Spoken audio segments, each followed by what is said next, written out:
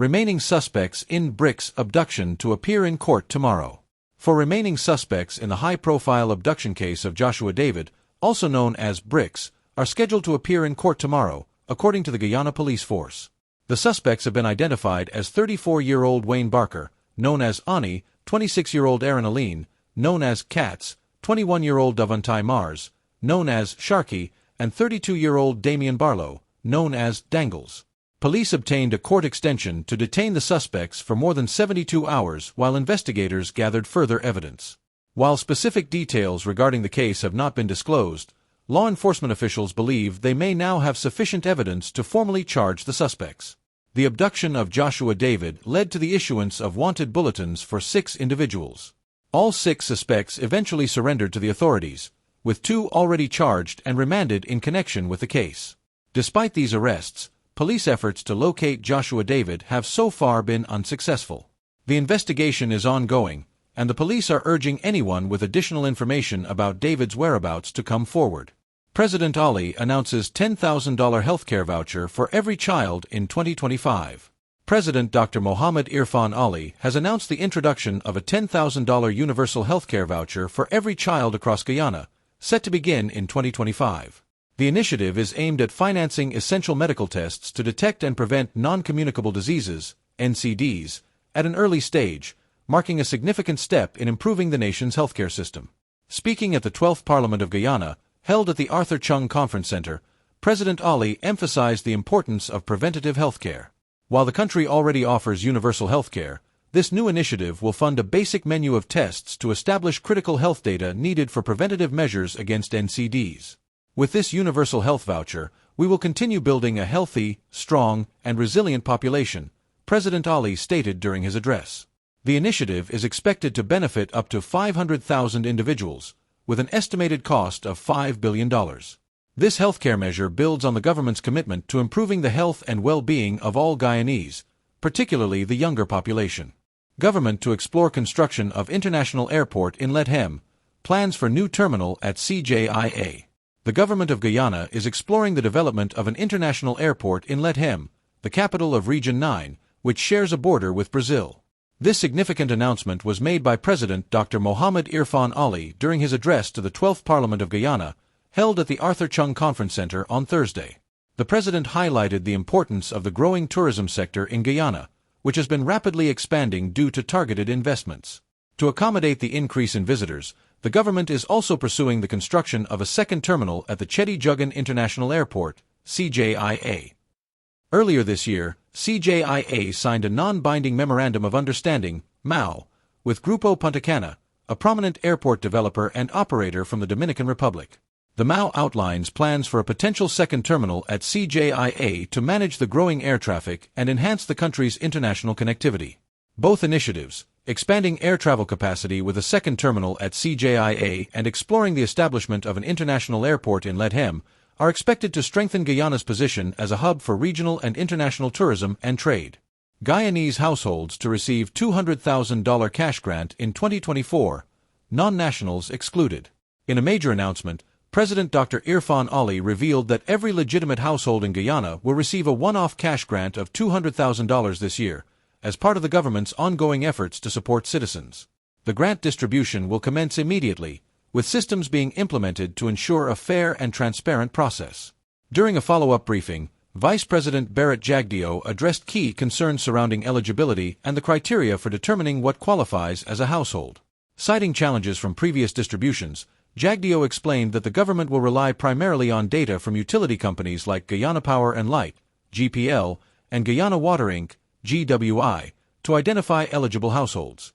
Approximately 200,000 households in areas served by the GPL grid will qualify, though regions not connected to the national grid and riverine communities will undergo alternative verification processes. In rural and urban areas where multiple families may share a single property, additional claims may be processed after the primary household has been paid. The Vice President emphasized that the government will apply rigorous scrutiny to prevent abuse of the system, with the Auditor General's office involved to ensure accountability.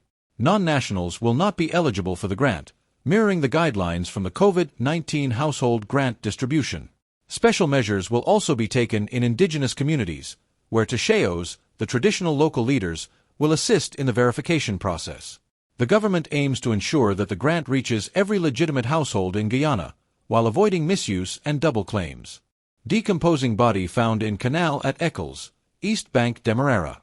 On Thursday afternoon, police discovered the decomposing body of a man in a canal at Eccles, East Bank, Demerara, EBD. The discovery was made around 1400 hours. The deceased, a man of African descent, was found wearing black joggers with pink writing, a blue jersey, and Nike sneakers. Authorities have reported that no visible marks of violence were found on the body. The police are currently conducting an investigation to identify the individual and determine the circumstances leading to his death. The body has been sent for further forensic examination, and authorities are appealing to the public for any information that may assist in the investigation. Updates on the case will be provided as new information becomes available. President Ali announces $10,000 universal healthcare voucher for all Guyanese citizens, set to launch in 2025. President Dr. Mohammed Irfan Ali has unveiled a groundbreaking plan to introduce a $10,000 universal healthcare voucher for every citizen of Guyana, starting in 2025. The initiative, announced during a special sitting of the National Assembly at the Arthur Chung Conference Center, ACCC, on Thursday, is expected to benefit over 500,000 Guyanese and represents a significant $5 billion investment in the nation's health and well-being. The healthcare voucher will cover the cost of essential medical tests, providing citizens with baseline health data that will guide preventative measures, particularly in addressing non-communicable diseases, NCDs. This initiative aims to strengthen national health outcomes and promote a healthier population. The Universal Health Voucher will help us as we work to build a healthy, strong, and resilient population, President Ali stated during his address, emphasizing the government's commitment to improving the nation's healthcare system. This initiative follows a series of government programs targeting vulnerable groups, including free eye tests and spectacle vouchers for children and the elderly, distributed nationwide. The Universal Healthcare Voucher marks another step in the government's broader strategy to enhance access to quality healthcare for all Guyanese, regardless of income level. The $10,000 voucher initiative will be rolled out in phases starting in early 2025 and is expected to contribute significantly to early detection and prevention of common health conditions across the population. Fire destroys home of line path vendor. Cause under investigation. A fire of unknown origin has destroyed the home of Navindra Ramnarine, a 58-year-old vendor from Line Path, Quarantine, Berbice, on Monday afternoon. The devastating blaze broke out around 1500 hours, severely damaging the upper flat of Ramnarine's residence. In an interview with Kaider News, Ramnarine recounted learning about the fire while resting at his mother's home. A neighbor alerted him to the situation, prompting him to rush back to his house. By the time he arrived, the fire had already consumed much of his well-furnished home. Firefighters responded promptly and were able to contain the flames, but Ramnarine expressed disappointment with the response. He claimed that the fire service arrived with a limited water supply, hindering their ability to fully control the fire. When the fire service reached, they had little bit water, Ramnarine said. The cause of the fire remains unknown, but Ramnarine suspects arson due to the absence of electricity in the house. Somebody set the fire, he said. There is no electricity, no cooking, so where the fire come from? Investigations are ongoing, and authorities have yet to determine the origin of the fire. Ramnarine, now left without a home, is seeking answers as to how the blaze started. Avianca Airlines to launch twice-weekly service between Guyana and Colombia in December. Avianca Airlines, one of South America's largest carriers, will begin operating scheduled flights between Guyana and Colombia starting in December 2024. The airline has received approval from Guyanese authorities to operate 2 weekly flights connecting Bogotá and Georgetown. Avianca announced that the route will be serviced by an Airbus A320 aircraft, which has a capacity of 180 passengers. The twice-weekly flights will offer over 700 seats per week, catering to both business and leisure travelers between the two countries. In a statement, Avianca emphasized its flexible commercial offer, allowing passengers to personalize their travel experience by paying only for the services they choose. This approach aligns with the airline's focus on customer satisfaction and tailored experiences. David Aleman, Avianca's sales director for Colombia and South America, expressed the airline's enthusiasm for entering the Guyanese market. "We are very happy to join the Guyana market and have high expectations for this new route," said Aleman. The government of Guyana has welcomed Avianca's entry, viewing the new service as a significant boost to the country's tourism and aviation sectors. Minister within the Ministry of Public Works, Deodat Indar, highlighted the government's ongoing efforts to modernize Guyana's aviation infrastructure and build partnerships with leading global airlines. Avianca's entry into the local market will significantly boost interest in Guyana's unique offerings, said Minister Indar. Minister of Tourism, Industry, and Commerce, Wanij Walrond, expressed optimism that the new route will stimulate visitor arrivals, increase investment, and support economic growth. Avianca Airlines currently operates flights to more than 100 destinations and is known for its extensive reach across the Americas. Opposition leader Aubrey Norton calls for independent probe into allegations against top police officers. Leader of the opposition, Aubrey Norton, is calling for an independent investigation into serious allegations of corruption and ties to the criminal underworld within the senior ranks of the Guyana police force. Norton's demand comes amid growing concerns about corruption at the highest levels of law enforcement, as one assistant commissioner faces accusations of financial misconduct. During a press briefing, Norton described the Guyana police force as a highly corrupt institution and expressed skepticism regarding the integrity of its leadership. Referring to past instances where the police force has been linked to criminal networks, Norton stressed that these new allegations are consistent with long-standing issues of systemic corruption. "It is a circle of corruption. It is a national corruption crisis," Norton said. "I am not surprised about the allegations against him, the senior officer, and if these allegations are fully investigated, only 2 or 3 officers at the top might be left standing. It's a corrupted institution." Norton's comments follow an ongoing investigation by the Special Organized Crime Unit, SOCU, into Assistant Police Commissioner Calvin Brutus, who is accused of engaging in financial improprieties. According to a Stabroek News report, Brutus allegedly received over $45 million in cash as wedding and Christmas gifts last year, raising questions about the legitimacy of such large sums of money given his salary as a public servant. In which normal country does a senior police officer on a modest salary receive more than $40 million in gifts? "This is the new method for laundering corruption money, through gifts," Norton remarked.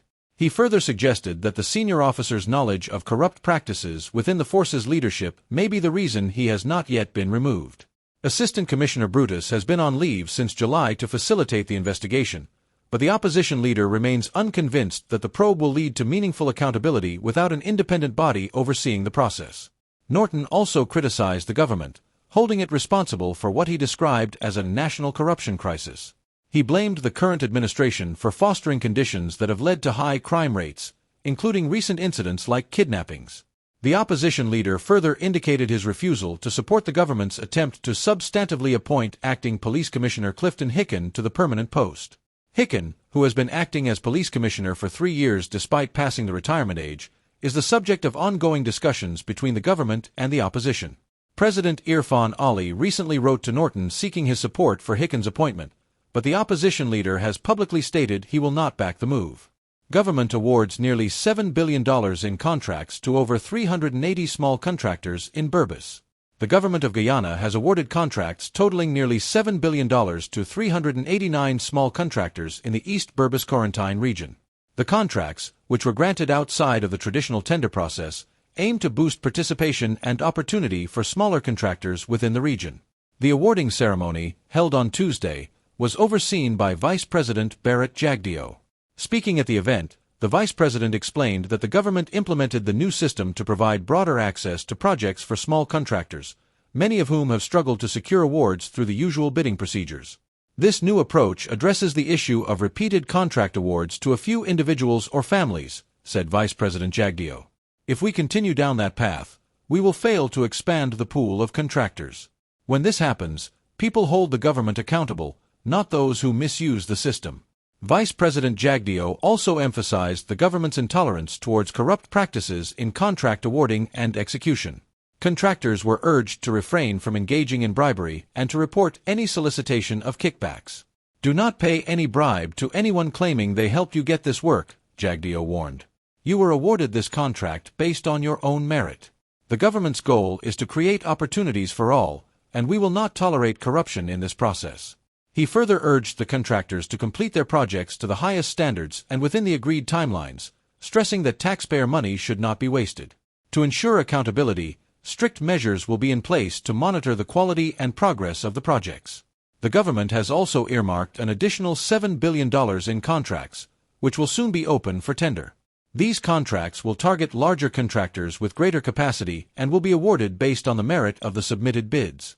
Despite the new initiatives, the government continues to face criticism from opposition parties, who have accused it of favoring allies in the distribution of contracts.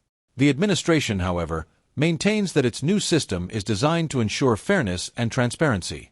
Public sector salaries to exceed $100,000 by end of 2025. President Ali announces major wage increase for public sector employees. Public sector employees in Guyana will not earn less than $100,000 monthly by the end of 2025, according to President Dr. Mohammed Irfan Ali. The announcement was made during a special sitting of the National Assembly at the Arthur Chung Conference Center, Liliendal, on Thursday. President Ali emphasized that this policy will significantly boost the disposable income of public sector workers, contributing over $1 billion to the economy. This is how we build prosperity, reduce disparity, and foster equity in the system. Real action, real work, and real policies, President Ali stated.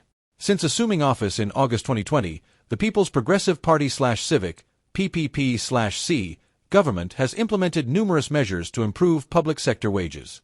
The administration has made targeted adjustments for key sectors, including teachers, healthcare workers, and members of the disciplined forces. Additionally, the government has raised the income tax threshold from $65,000 to $100,000, effectively removing 39,000 persons from the tax net and increasing disposable income by $9.4 billion annually. The president reiterated the government's commitment to creating tangible benefits for citizens, saying, "We don't demonstrate our love and commitment to people by noise. We demonstrate our commitment through real action, real policy, and real intervention."